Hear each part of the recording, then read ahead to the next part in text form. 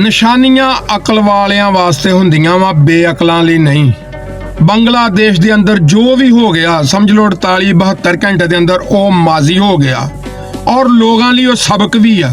ਅਗਰ ਕੋਈ ਹਾਸਲ ਕਰਨਾ ਚਾਹਵੇ, ਇੱਕ ਚੀਜ਼ ਦੇਖੀ ਆ ਕਿ ਜਦੋਂ ਬੰਦਾ ਆਵਾਮ ਤੋਂ ਦੂਰੀ ਅਖਤਿਆਰ ਕਰਦਾ ਵਾ, ਆਵਾਮ ਤੋਂ ਦੂਰ ਹੋ ਜਾਂਦਾ, ਆਵਾਮ ਤੋਂ ਪਰੇ ਹੋ ਜਾਂਦਾ, ਉਹਦਾ ਨਤੀਜਾ ਕੀ ਹੁੰਦਾ ਵਾ ਉਹ ਦੇਖ ਲਓ। ਬੰਗਲਾਦੇਸ਼ ਦੇ ਅੰਦਰ ਉਸ ਬੀਬੀ ਨੇ ਵੀ ਤਾਕਤ, ਤਕੱਬਰ, ਨਸ਼ਾ, ਗਮੰਡ।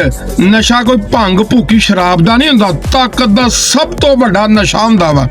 ਉਸ ਬੀਬੀ ਨੇ ਤਾਕਤ ਦੇ ਨਸ਼ੇ ਦੇ ਵਿੱਚ, ਕਿਉਂਕਿ 15 ਸਾਲ ਦੇ ਉੱਤੋਂ ਉਹ ਇਕਤਦਾਰ ਦੇ ਅੰਦਰ ਸੀ, ਕੀ ਆਖਿਆ कि ये जो तलबा है ये बंगाली नहीं है, ये स्टूडेंट नहीं है, ये दहशतगर्द हैं।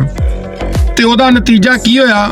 ਉਹਨਾਂ ਨੇ 24 ਤੋਂ 72 ਘੰਟਿਆਂ ਦੇ ਅੰਦਰ ਦੱਸ ਦਿੱਤਾ ਕਿ ਅਸੀਂ ਹੀ ਇਸ ਵਤਨ ਦੇ ਅਸਲ ਮਾਲਕ ਹਾਂ, ਅਸਲ ਵਾਰਿਸ ਹਾਂ। ਆ ਜਿੰਨੇ ਵੀ ਅਕਲ ਵਾਲੇ, ਅੱਖਾਂ ਵਾਲੇ ਆ, ਕੰਨਾਂ ਵਾਲੇ ਆ, ਬੰਗਲਾਦੇਸ਼ ਦੇ ਉੱਤੋਂ ਸਬਕ ਸਿੱਖੋ। ਮੇਰੀ ਇਹ ਹੀ ਦਰਖਾਸਤ ਆ।